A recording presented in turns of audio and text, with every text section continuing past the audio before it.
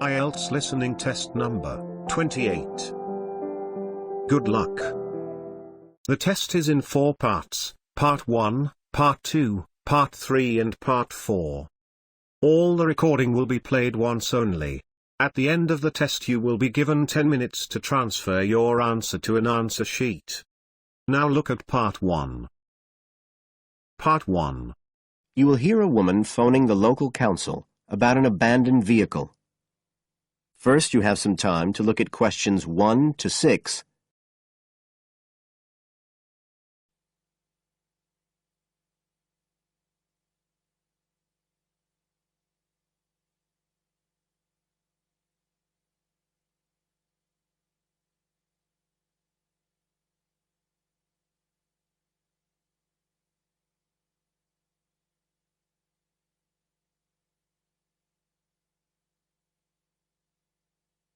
Now we shall begin.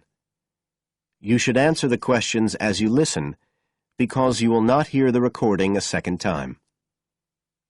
Listen carefully and answer questions 1 to 6.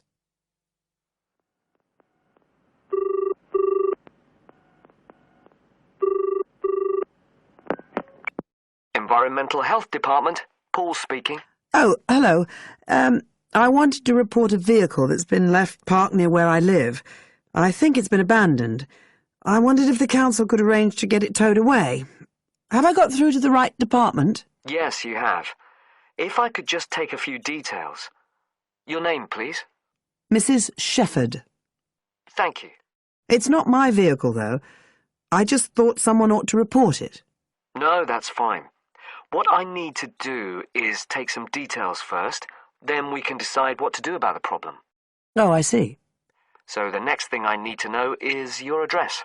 Right, it's 41 Lower Green Street, Yes? Barrowdale. And the postcode's WH4 5JP. Fine. And if I could just ask for a telephone number. It's 01778 552387. I'm out quite a lot, but you can just leave a message on the answer phone if you need to. Or I could give you my mobile number. That's all right, don't worry. Now, could you tell me a little more about this vehicle? You say it's been abandoned. Well, it certainly looks like it. Can you give me an idea of where it is? Yes, it's near the main road that goes through Barrowdale. Is that the A69? Yes, that's right. Now, there's the primary school just towards the end of the village, and then next to that, next to the children's playground, there's a field, and it's in there. Oh. I wonder how it got in there. Well, there's a gate to allow farm machinery in and out. I thought something ought to be done about it. The children from the school might start playing in the vehicle and lock themselves in or something. Yes, you were quite right to report it. And what type of vehicle are we talking about here? It's a van, actually. You know, the sort with just a couple of little windows at the back. Right. You don't happen to know the make and model, do you? Oh, yes. I went and had a look and got all the details. I thought you might need them. I'm surprised the school hasn't contacted you about it. Anyway, I wrote the details down. Right.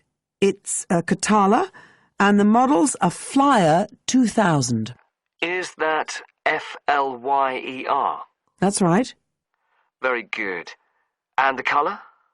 Well, it's not all that easy to see because it's absolutely filthy. And actually, it looks as if it's had a paint job at some stage. It's blue, but you can just see white underneath where it's been scratched. Right. Well, I'll just make a note of the present colour, and if you could just tell me the vehicle number. Did you make a note of that? Oh, yes. It's S322GEC. Okay. Before you hear the rest of the conversation, you have some time to look at questions 7 to 10.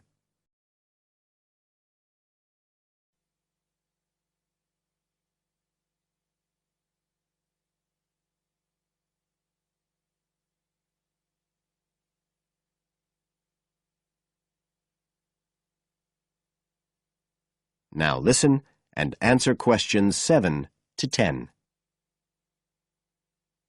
And it sounds as if the general condition of the vehicle isn't too good, from what you say. No, it's pretty poor. It wouldn't be drivable. It's got a flat tire and there's a crack in the windscreen. I reckon someone just wanted to get rid of it. That's usually the way. It's been there for nearly a week. No, it must be 8 days. I remember it was a Sunday morning when I noticed it. It wasn't there the day before. I walk past it most days on the way to the shops. I'd have thought the school would have reported it. Does the field actually belong to the school? No, it's part of Hill Farm Estate. Right. I'll just make a note of that. And I don't suppose you have any information about who might own the vehicle? No, I've no idea. So what will you do now? Well, we'll come and have a look and see if we can trace the owner. And if we can't, the vehicle will be removed as rapidly as the law permits. It could be anything up to 20 days. One thing I should say, I'm quite sure this doesn't belong to anyone round here. I'd definitely recognise it if it was from someone who lived here. So you don't think it was anyone local? Right. I'd say at a guess we're looking at a stolen vehicle here. I did wonder if it might have been. You hear such a lot about car thieves nowadays. Well, we certainly will be looking into that possibility. Anyway, thank you for contacting us, Mrs. Shepherd, and we'll keep you informed of what happens. Right. Thank you very much. Goodbye. Goodbye. That is the end of part 1.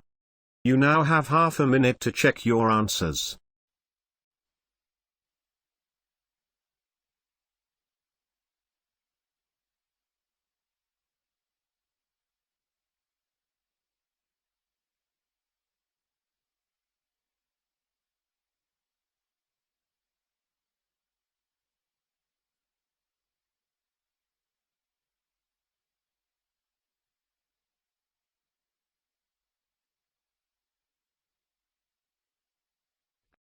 Now turns to part 2. Part 2. You will hear a tour guide talking to a group of tourists who are visiting a historic town on the east coast of the USA. First, you have some time to look at questions 11 to 17.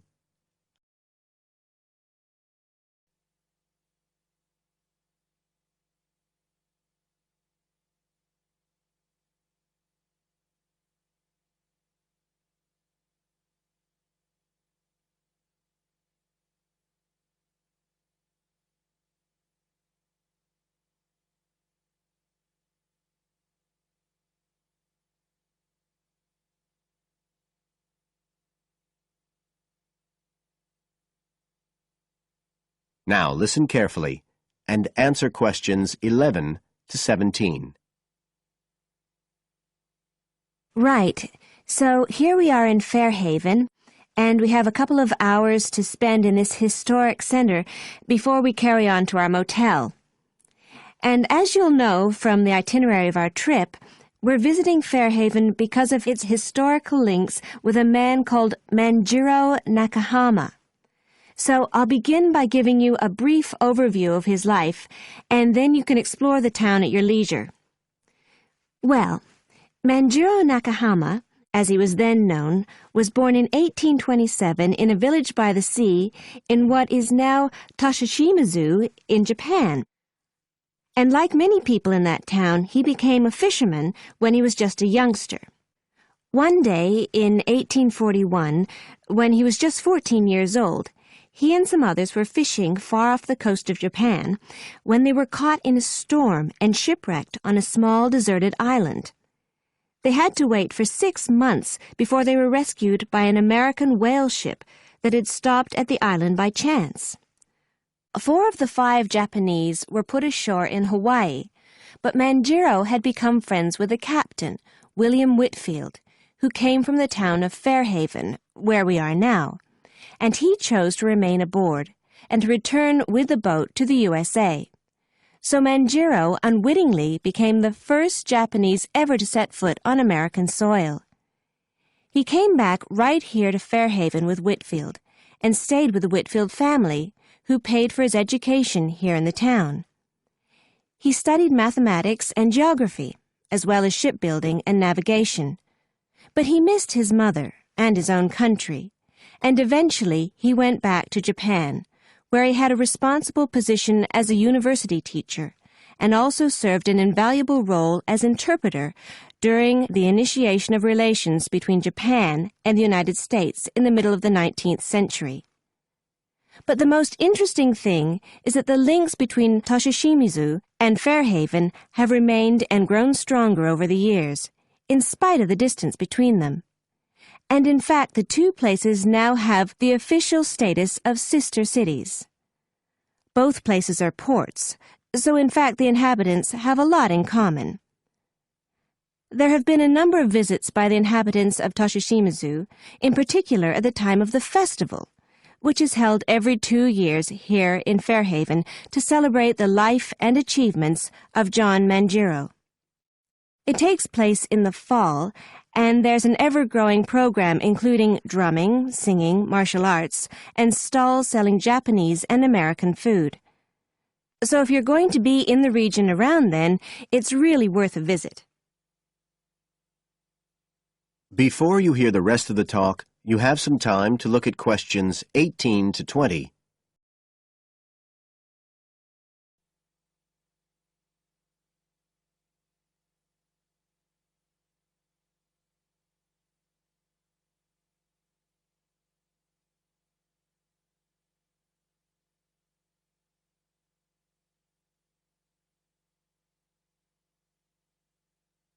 Now listen and answer questions 18 to 20. Now, many of the buildings that Manjiro Nakahama knew in Fairhaven are still standing today. And so if you'd just like to hand round some copies of this map, I'll suggest the best route to follow to see them. Okay, so if you look at the bottom of the map, you can see the Millicent Library, and that's where we are now. Now, to follow the John Manjiro Trail, you go out of here along Center Street and then head up Main Street until you get to Pilgrim Avenue. Go down there and turn right at the end. Go straight on, and just on the corner with Oxford Street, you'll see a 2-story house. This is the Whitfield family house, and this is where Manjiro first stayed when he came to Fairhaven. It's still a private residence, so please respect the owner's privacy. Okay, now if you carry on along Oxford Street, then turn left at the end, you'll come to North Street, and about halfway down there is what's known as Old Oxford School. This was the very same school that Manjiro attended when he lived here. It was considered to be the best school in town because of the quality of the building. Unusually, it was built of stone, and the quality of the teaching. Nowadays, it's usually closed, except on special occasions. Go on to the end of North Street and turn the corner onto Adams Street. If you follow the road down back towards the library, you go round a couple of sharp bends, and on the second of these, you can see the School of Navigation, which Manjiro also attended. And if you follow the road on, you'll soon find yourself back here at the library. And I'd suggest you spend some time looking around that too, if you have any time left. Right. Now, does anyone have any questions? That is the end of part 2. You now have half a minute to check your answers.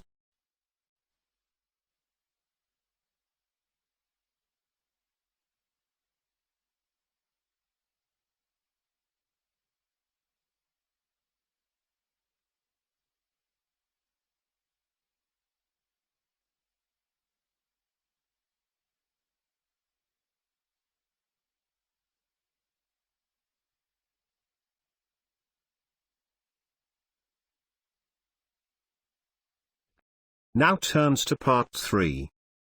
Part 3. You will hear part of an interview between Dr. Hilsden, a member of staff on a fashion design course, and a student, Julia, who is applying to do the course. First, you have some time to look at questions 21 to 23.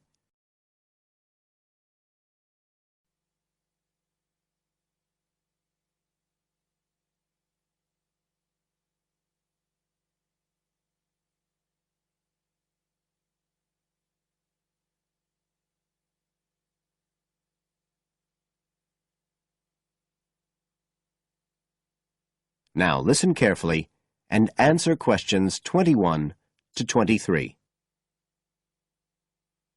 Right, Julia. So, from your CV and portfolio, and what you've already told me, you seem to be very much the sort of person we're looking for on the postgraduate course. So tell me, you finished your fashion design course in London 4 years ago. Did you think of carrying straight on and doing a higher degree at the time? Yes, but there were financial pressures. So I ended up working in the retail industry, as you can see from my CV. And actually, it was a very useful experience. In what way? Well, I was lucky to get the job with Fashion Now. They're a big store. And one of my priorities was to get as much experience as possible in different areas.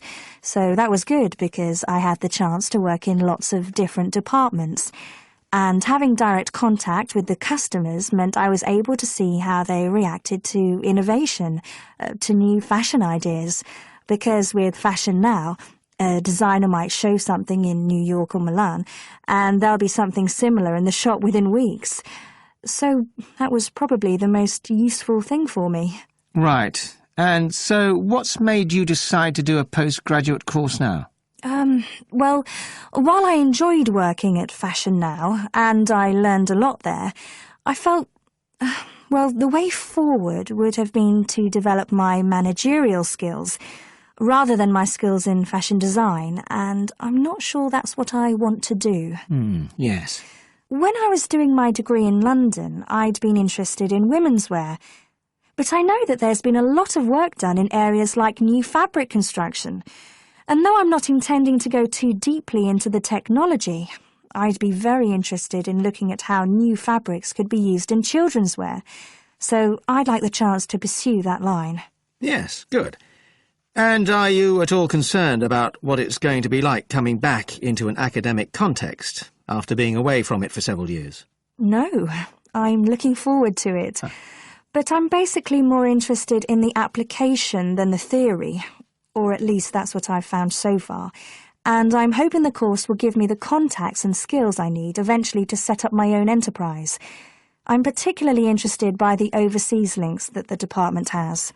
Yes, many of our students look overseas or to international companies for sponsorship of their projects. You now have some time to look at questions 24 to 30.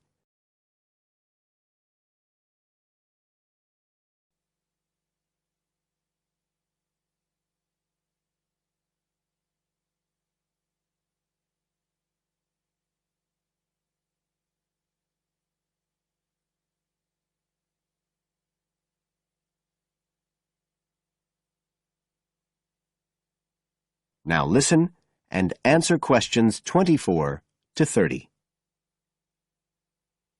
And the facilities here look excellent. I just went to look at the library. It's really impressive. There's so much room compared with the one at my old university. Yes, most students find it's a good place to study. And there are link-ups to other universities, of course, and all the usual electronic sources. The staff run an information skills programme, which we recommend all postgraduates do in the first week or two. Design students find these special collections particularly useful. Yes. Then we have a separate computer centre, which has its own academic coordinator, Tim Spender. He's got a background in art design, and the ethos of the centre is that it's a studio for innovation and creativity, rather than a computer laboratory. Oh, right. I liked the study spaces where students can sit and discuss work together. Very useful for joint projects. We always had to do that sort of thing in the cafeteria when I was an undergraduate.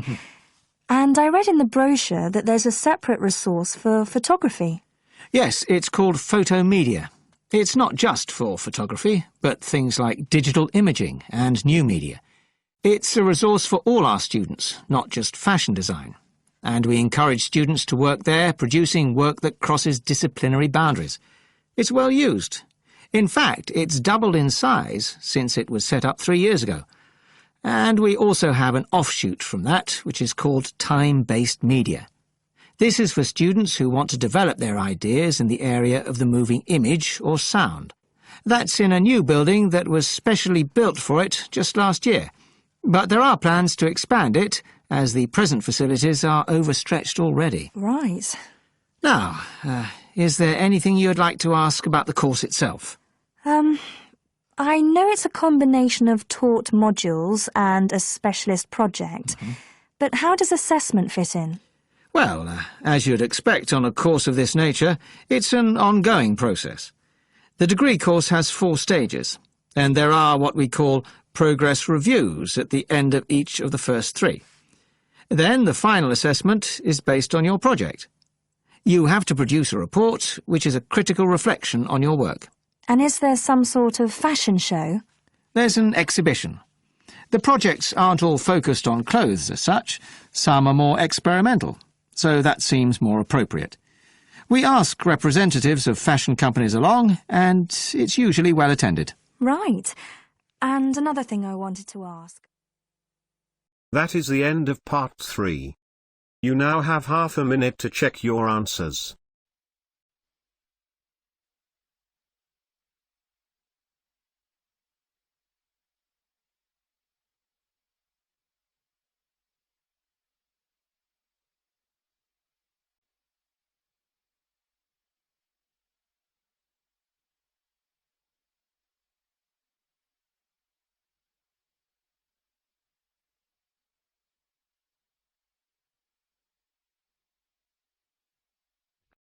Now turns to part 4.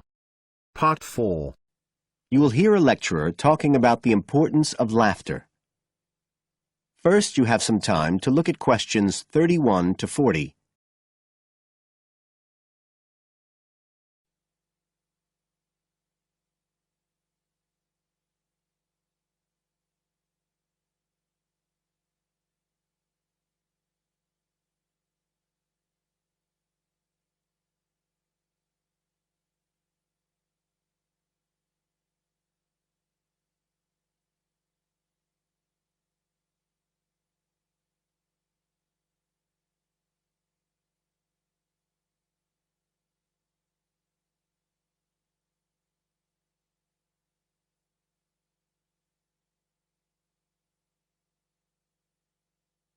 Now listen carefully and answer questions 31 to 40. Good afternoon, everybody. And in our second talk on social psychology, I want to look at the role of laughter in our lives, something that usually gets everyone smiling from the start. So, first of all, I'll start by looking at the actual nature of laughter. Well, when someone laughs, you've got movement of the muscles of the face and the chest, and you've got sound formed when the air's forced out of the body as part of this process. So we're talking about a physical activity. But obviously other things are involved as well, and this is where it gets more complicated. Laughing isn't something that you normally decide to do, so it's not voluntary behaviour like ordinary speech. Instead, it's regulated by our instincts, rather like the singing of a bird or the roaring of a lion.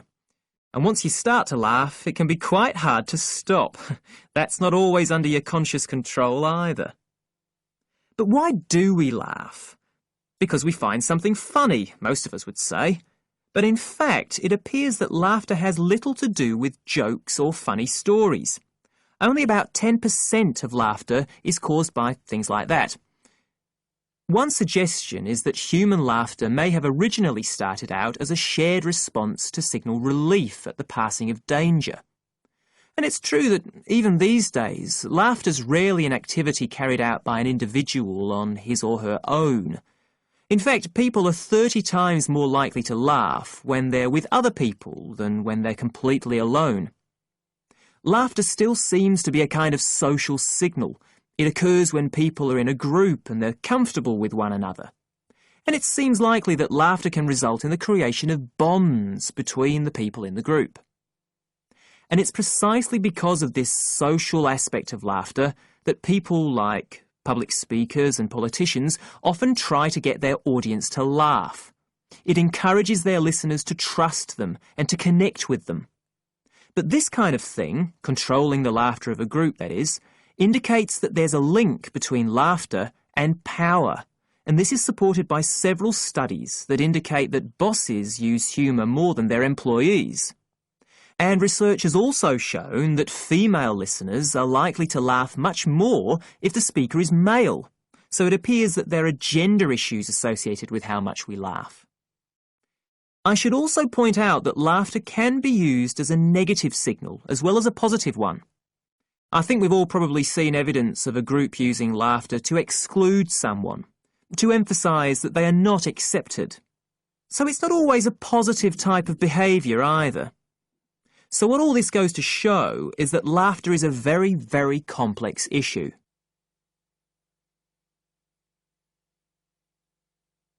It does appear, however, that laughter has definite benefits.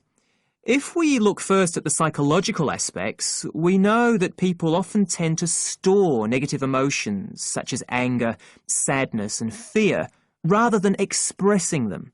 And it seems that laughter provides a harmless way for the release of these emotions. But there are also clear physical effects that have been monitored too. For example, laughter is good aerobic exercise. It speeds up heart rate and respiration and raises blood pressure. One researcher suggests that 100 laughs a day is the equivalent of 10 minutes jogging. Laughter also helps prevent the stress that so many people suffer from today, which results from the faster pace of life and all that goes with it. It does this by reducing the levels of hormones in the blood which are caused by stress. And in addition, it is known to increase the levels of chemicals that protect the body from infection or pain, and so it helps to boost the immune system. One interesting study showed that people who had had surgical operations asked for fewer painkillers if they'd been viewing comic films. In fact, research has even shown that the quality of dreams can be positively affected by laughter. A good laugh 10 minutes before going to sleep can prevent you from having bad dreams and give a much more pleasant and restorative night's sleep. So there's now little argument that finding things funny and enjoying a good laugh is extremely beneficial to us all. What we need to consider now are the ways in which laughter can be used as a treatment for people who... That is the end of part 4. You now have half a minute to check your answers.